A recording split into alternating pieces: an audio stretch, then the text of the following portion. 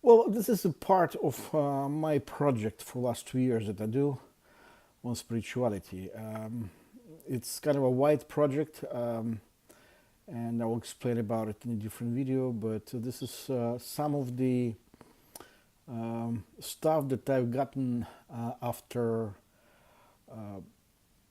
I got started having synchronicities, and some of them were good, some of them were the ones who did not work. Well, there are synchronicities, but they're not working. I would love to talk today about a few things that are related to synchronicities, but most of the people love synchronicities as, people call them kind of a gift from God. But I would like to talk about synchronicities that they're not exactly what you expect from them. It's kind of a bit synchronicities that take your time away, and uh, they have this possibility to rob you of faith, of goodness, of themselves. Like maybe you just have several pattern of bad synchronicities, you just simply can lose faith in a way. So what we do to avoid bad synchronicities? In general, the uh, the people who are in spiritualities, they uh, against what I will talk today. And one of these things is partially what I'm going to be talking today. It's actually burning bridges. Burning bridges with people and places, and setting a timetable. And the burning bridges, and not just burning bridges, but setting as to call a timetable as a form of stimulating the universe to act upon your request.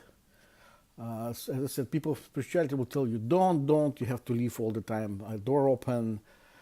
People have to develop, and so on and so on. They have to realize their potential first, and then maybe you will have some kind of a resolution. Okay.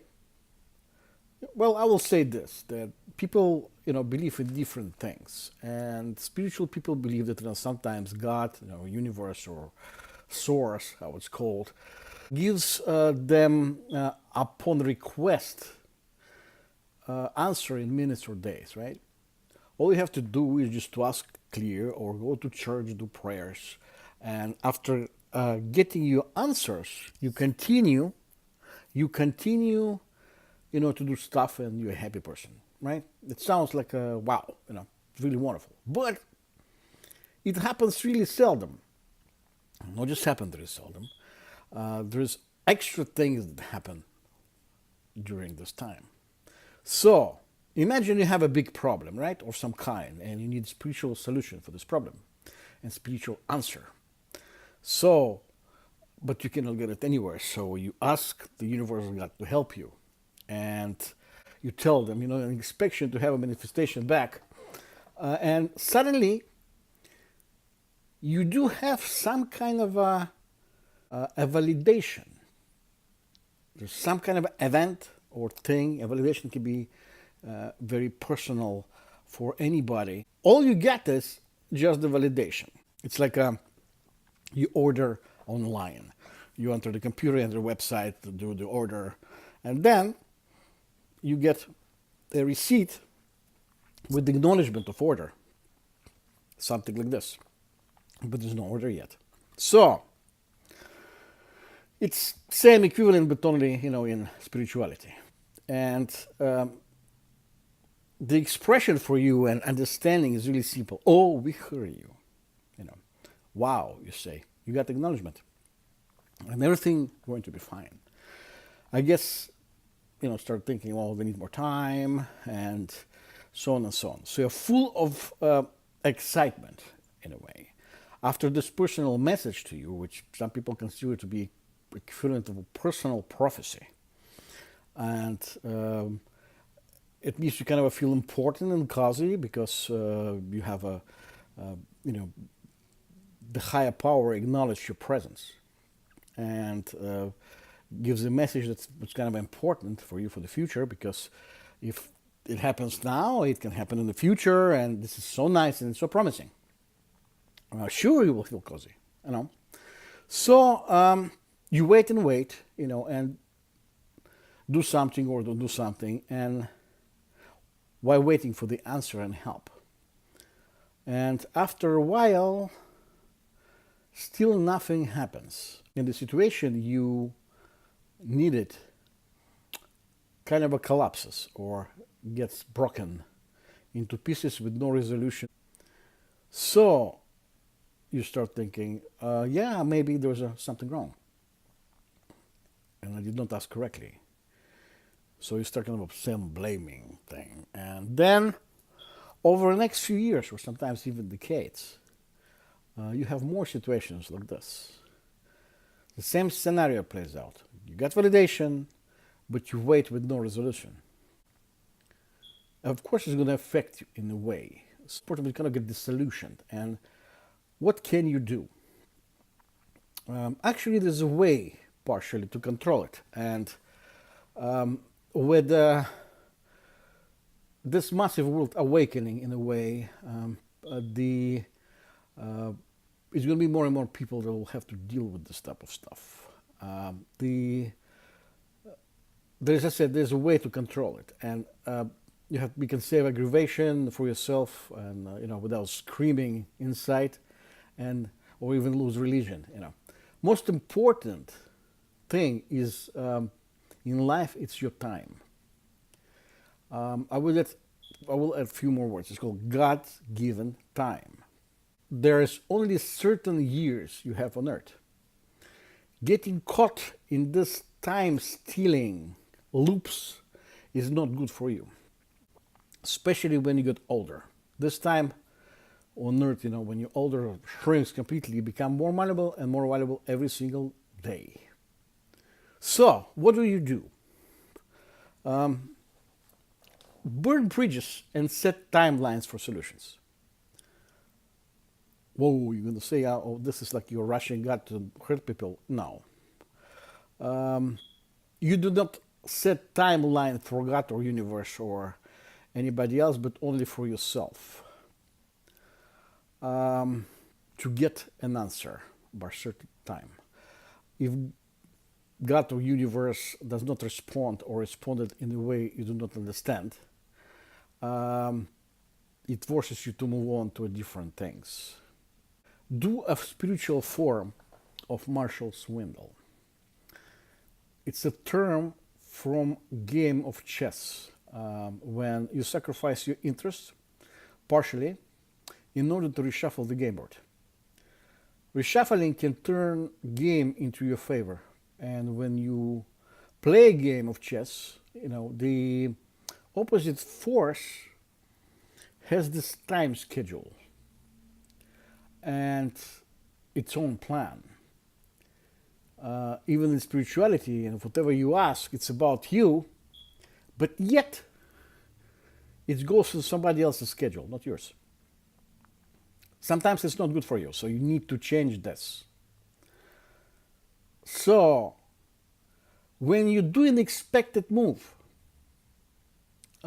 this plan is broken anyway, which leaves a void in timing. The void is filled with the most logical action for the position of the board. So the same thing is with the spirituality. When you shuffle and create a board, there's going to be a flow of energy that's going to cover this void. The swindle in the right moment can actually push a lot of waste toward you. Instead of doing this during game later on, when you're becoming bored and you don't get any answers and you have a problem and still no solutions coming, do this swindle in the beginning, just simply informing when you ask and to a specific timeline. But you have to be really strong to walk away after this timeline. Say, this is by this time, if I cannot get it, well, take it and give it to me when I'm ready and walk away. Don't waste time anymore after a certain time. Why burn bridges with people? It will not hurt people, except maybe some of the egos. It gives them reason that makes them react. Separation, or let's call it, burning bridges, puts some people on the edge, forces them to make faster decisions, and make them kind of suppress their egos, and in order to reconnect, for the reason actually they will wake up in themselves, and they will know it just for themselves why they will have connection with you of some kind. So burning bridges and cutting them off in a way works like a catalyst. The people say that God uses people around you to push you in a certain direction. So in every person you meet, in a way, is here for its reason. I specifically know a lot of people who show up from my past in a very interesting way, and unfortunately, some of these people have a corrupted mindset, and it's not exactly corrupted mindset as people understand corruption in these days now, like if it's financial, even though it can be possible. But corruption's mindset is when first they change opinion about you. It can be done through a lot of things. They change their own opinion about you with, just simply with passing time, because the time sifts events away, sometimes bad, but sometimes good as well. And then there is things called gaslighting. There's people who don't like me, for instance, you, and they present you in your friends, for instance, light, in the light that you don't exactly positive, or combination of their tragedies are used. So some of these people, when you don't exactly recognize why they're here, why do they show up in your life, sometimes it's not just next to you. This is the whole point. A lot of people are actually somewhere. Either you reconnected them through internet or by phone and so on and so on, and then you just simply why they're here. So you have to kind of ask questions why. You just cannot come to somebody and say, hi, remember me? Last time we met, Las Vegas, for instance, when I was waiting for employment in a large, hotel, now where the Bellagio is. I went and looked you up and was surprised. I was kind of wondering if it's lookalike or not. But so some people won't accept you. So you have to either drop them, or when you drop them, give them a reason for it. So you kind of leave a ball in their part of the field. So you're no longer kind of interested. So you kind of shut the door. If they want to come back, they can knock on your door. So, and it's going to be actually really, really good effect on yourself. So how burning bridges affect yourself? Let's remember the Cortez, the history of the America. The Cortez force, when arrived in America, he burned all the ships down in order his conquistadors not to board the ships and go back. So it's like an internal motivation to go forward and stop looking back. And there is something or something or someone is in your past, you're meant to be in now, now, let's say now together with you. Uh, uh, and whoever runs, show on earth agrees with you, they will be able to help for this someone to make a leap, to catch up with you in the present situation. So, bottom line, if somebody meant to be with you, there will be. It's going to be kind of a few things, few jumps, but I'm pretty sure there will be. This is what my belief is. The people say it's not, but this is what I say. So there is a thing called God's given time. So as I said, it's really important because you have only a certain time on this earth to do stuff. And this type of burning bridges activates this timetable within the time limit. When you put a time limit, it will activate not just you, but kind of all the energies around you. And by setting this timetable, you create a time frame for yourself with the beginning and deadline. So it will help you separate yourself from distraction, including coming from yourself, like self-pity, false hopes or expectations for things they're never supposed to get. And you start working on yourself within this time frame period.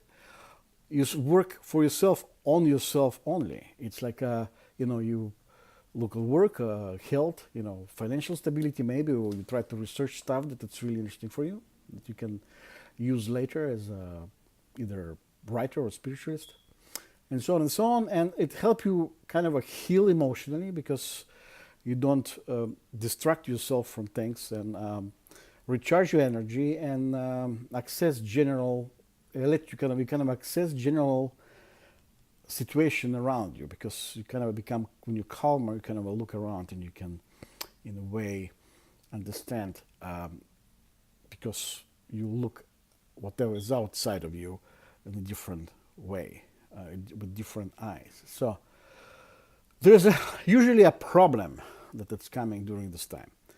This is going to be the time when something always happen or will try to pull you in some kind of games that you don't need.